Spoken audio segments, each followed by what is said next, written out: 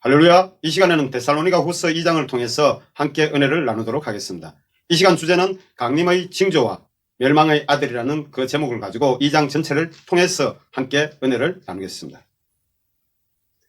먼저 주님의 강림과 그 앞에 모임에 관하여서는 주님의 강림 전에 나타나는 일이 있는데 그 내용이 1절입니다. 우리 주 예수 그리스도의 강림하신가 우리가 그 앞에 모임에 관하여. 이는 예수 그리스도께서 강림하실 때에 성도들이 그 앞에 모이는 그것에 관해서 언급하고자 한 것입니다. 이 배경은 마태복음 24장에서 예수님이 말씀하신 그 말씀입니다. 그래서 마태복음 24장 29절에서 31절의 그 내용을 보면은 그날 한란 후에 즉시 해가 어두워지며 달이 빛을 내지 아니하며 별들이 하늘에서 떨어지며 하늘의 권능들이 흔들리리라. 그때 인자의 징조가 하늘에서 보이겠고 그때에 땅의 모든 족속들이 통곡하며 그들이 인자가 구름 타고 능력과 큰 영광으로 오는 것을 보리라. 그가 큰 나팔 소리와 함께 천사들을 보내리니 그들이 그의 택하신 자들을 하늘 이 끝에서 저 끝까지 사방에서 모으리라. 아멘. 이 내용은 마지막 때 일어나는 그 상황을 잘 나타내고 있는데 그가 큰 나팔 소리와 함께 천사들을 보내리니 그들이 그의 택하신 자들을 하늘 이 끝에서 저 끝까지 사방에서 모으리라. 이것은 마지막 나팔이 불면은 우리가 호련히 변화되어 구름 위로 승천하여 예수 그리스도 앞에 모이게 되는 그 상황을 전하는 것입니다. 그리고 2절을 보면은 이러한 것으로 인하여 영어로나 또는 말로나 또는 우리에게서 받았다 하는 편지로나 주의 날이 이르렀다고 했어. 이는 1절의 예수 그리스도의 강림하신가 그 앞에 모임에 대해서는 그 누구의 영적 체험이나 소문들 그리고 그 당시 바울사도의 편지 등으로 인하여 쉽게 신앙이 흔들리거나 마음으로 두려워하지 말 것을 당부하고 있는 것입니다. 이 배경은 전설을 보냈을 때 많은 사람들이 두려워하고 또 강림이 가까웠다고 모든 직업을 포기하고 무의도식하는 그러한 일이 있었기에 디모데를 통해서 들은 그 내용을 근거로 해서 바울사도가 속히 이 편지를 써서 보내는 것입니다. 그리고 3절은 누가 어떻게 하여도 너희가 미혹되지 말라. 이는 사람이 어떤 식으로 말하고 미혹해도 미혹되지 말 것은 먼저 배교하는 일이 있고 저 불법의 사람 곧 멸망의 아들이 나타나기 전에는 그 날이 이르지 아니하리니 이와 같이 마지막 날이 이르기 전에는 이러한 현상은 반드시 일어나야 마지막 때가 오게 된다는 것입니다. 그래서 배교하는 일과 또 불법의 사람인 멸망의 아들이 나타나서 하나님을 믿는 모든 자들, 예수 그리스도를 믿는 모든 자들을 핍박하는 그러한 현상이 나타나야 종말이 가까웠다는 것을 바울사도는 선명하게 밝히고 있습니다. 그래서 바울사도는 예수님이 강림하시기 전의 현상은 먼저 불법의 사람 곧 멸망의 아들이 나타나고 일부 무리들이 예수 그리스도를 배교하는 일이 일어난 후에 예수 그리스도의 강림 곧 재림이 이루어지니 결코 미혹되지 말라고 당부하고 있는 것입니다. 이는 마태복음 24장에서 예수님께서 3번씩이나 강조하신 말씀입니다. 종말을 통해 미혹하는 이단과 거짓 선지자들이 있기 때문인데 그래서 마태복음 24장 4절에서 5절 내용을 보면 예수께서 대답하여 이르시되 너희가 사람의 미혹을 받지 않도록 주의하라. 많은 사람이 내 이름으로 와서 이르되 나는 그리스도라 하여 많은 사람을 미혹하리라. 이처럼 종말 때가 가까울수록 가짜 예수 그리스도 이들이 예수 그리스도의 행세를 하면서 자기가 그리스도라고 주장하기에 많은 이단들이 생겨날 것을 말씀하신 것입니다. 그리고 또 다시 강조하신 이 내용은 실질적인 환란이 있을 때 배교하는 자들이 믿음의 사람들을 고발하는 것으로 나타나는 현상입니다. 그 내용이 마태복음 24장 9절에서 12절 내용인데 그때 사람들이 너희를 환란에 넘겨주겠으며 너희를 죽이리니 너희가 내 이름 때문에 모든 민족에게 미움을 받으리라. 그때 많은 사람이 실족하게 되어 서로 잡아주고 서로 미워하겠으며 거짓 선지자가 많이 일어나 많은 사람을 미혹하겠으며 불법이 성함으로 많은 사람의 사랑이 식어지리라. 이는 마지막 때가 되면 멸망의 아들이 나타나서 핍박함으로써 그 가운데 하나님을 믿는다고 많은 사람들이 고발하여 그들에게 넘겨주는 현상과 또 그들이 하나님을 믿는 자들을 죽이고 또 예수 그리스도로 인해서 많은 사람들이 그 이름으로 인해서 모든 민족에게 미움을 받게 된다는 그 말씀을 하신 것입니다. 그때에는 많은 사람이 실족하게 되고 또 서로 잡아서 넘겨주고 또 서로 미워하고 또 거짓 선지자가 많이 일어나 많은 사람들을 미혹할 것을 예수님은 말씀하셨는데 이처럼 불법이 성함으로 많은 사람들의 사랑이 식어진다고 이렇게 전하고 계신 것입니다. 그리고 세 번째로 강조한 것은 배도한 자들이 신앙이 신실한 자들에게 환난의 고통을 이용하여 미혹할 것을 말씀하신 것입니다. 그때에 사람이 너희에게 말하되 보라 그리스도가 여기 있다 혹은 저기 있다 하여도 믿지 말라. 거짓 그리스도들과 거짓 선지자들이 일어나 큰 표적과 기사를 보여 할 수만 있으면 택하신 자들도 미혹하리라. 보라 내가 너희에게 미리 말하였노라. 그러면 사람들이 너희에게 말하되 보라 그리스도가 강야에 있다 하여도 나가지 말고 보라 골방에 있다 하여도 믿지 말라. 번개가 동편에서 나서 서편까지 번쩍임 같이 인자의 임함도 그러하리라. 이는 예수 그리스도께서 강림하실 때는 온 지구의 모든 사람들이 한꺼번에 다 볼 수 있도록 나타내 주신다는 것입니다. 그리고 마지막 나팔이 불 때는 성도들은 호련히 변화되어 바로 부활한 몸으로 구름 위에 승천하여 예수 그리스도를 영접하게 되고 예수 그리스도께서 일곱 금대접의 심판을 이 땅에 내림으로써 모든 자들을 불못에 가다 넣어버리는 그러한 심판을 하시게 됩니다. 그리고 데살로니가 후서 2장 3절의 불법의 사람인 멸망의 아들이라는 것은 이는 요한계시록의 짐승과 같은 존재, 곧 첫 번째 짐승인 네로 황제나 또 두 번째 짐승인 도미티아누스 황제와 같은 폭군을 의미합니다. 그래서 그러한 자가 많은 악한 자들을 다스리면서 하나님을 믿고 예수 그리스도를 믿는 자들을 핍박하고 죽이는 현상이 나타나는 그러한 것을 가리키는 것입니다. 그리고 4절은 그는 대적하는 자라. 이는 멸망의 아들이 곧 하나님을 대적하는 자입니다. 그래서 신이라고 불리는 모든 것과 숭배함을 받는 것에 대항하여 그 위에 자기를 높이고 이 불법의 사람이자 멸망의 아들인 그가 나타나서 모든 숭배함을 받는 신들을 무시하고 그 위에 자신을 높이면서 하나님의 자리까지 차지한 후에 하나님의 성전에 앉아서 자기를 하나님이라고 내세우게 된다는 것입니다. 그리고 5절은 내가 너희와 함께 있을 때에 이 일을 너희에게 말한 것을 기억하지 못하느냐. 이미 바울 사도는 일행들과 데살로니가 해당에서 세안식을 지내면서 복음을 전파할 때 이에 대해 지나였음을 데살로니가 성도들에게 상기시키고 있는 내용입니다. 그리고 6절은 너희는 지금 그로 하여금 그 때에 나타나게 하리하여 막는 것이 있는 것을 아나니.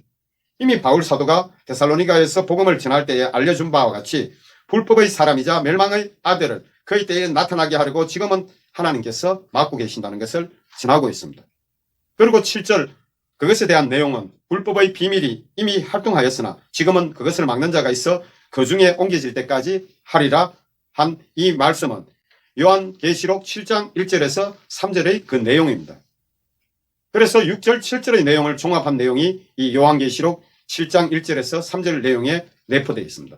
이 일 후에 내가 내 천사가 땅 내 모퉁이에 쓴 것을 보니 땅의 사방의 바람을 붙잡아 바람으로 하여금 땅에나 바다에나 각종 나무에 불지 못하게 하더라. 또 봄에 다른 천사가 살아계신 하나님의 인을 가지고 해돋는 데로부터 올라와서 땅과 바다를 해롭게 할 권세를 받은 내 천사를 향하여 큰 소리로 외쳐 이르되 우리가 우리 하나님의 종들의 이마에 인치기까지 땅이나 바다나 나무들을 해하지 말라 하더라. 아멘.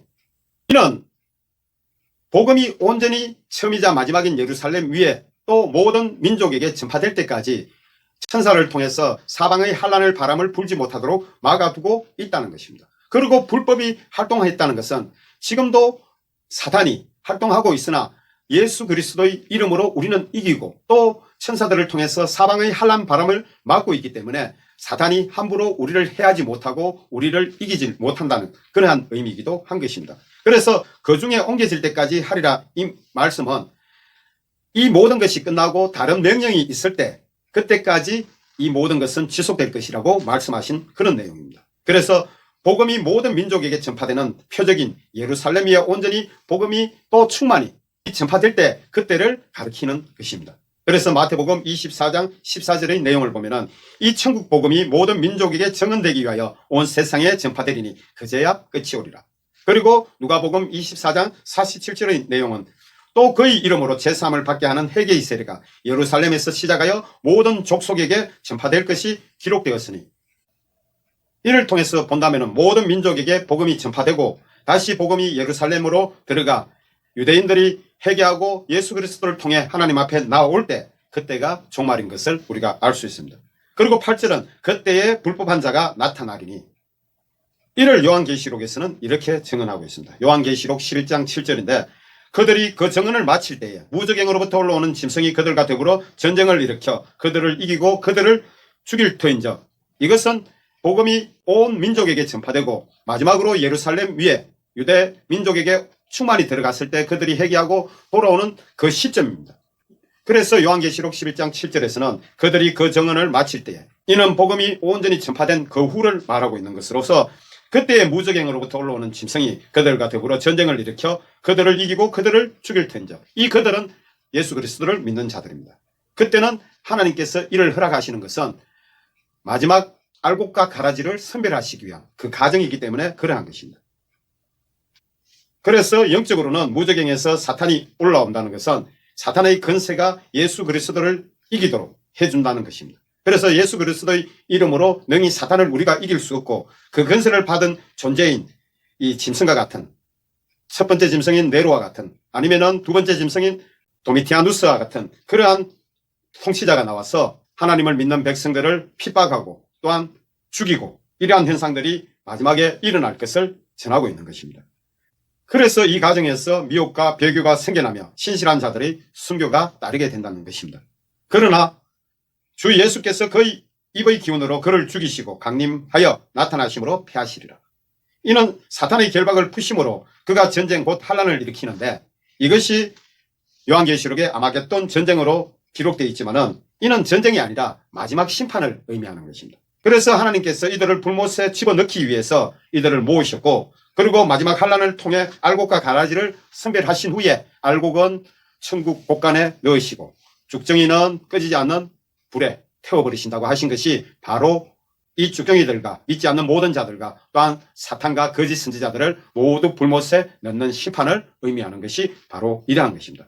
그래서 그 과정을 설명한 것이 요한계시록 20장 7절에서 10절의 내용입니다.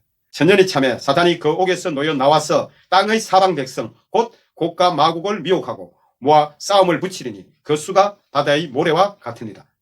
그들이 지면에 널리 퍼져 성도들의 진가 사랑하시는 성을 두르며 하늘에서 불이 내려와 그들을 태워버리고 또 그들이 미혹하는 마귀가 불과 유황 못에 던지리니 거기는 그 짐승과 거짓 선지자도 있어 세세토록 밤낮 괴로움을 받으리라. 아멘.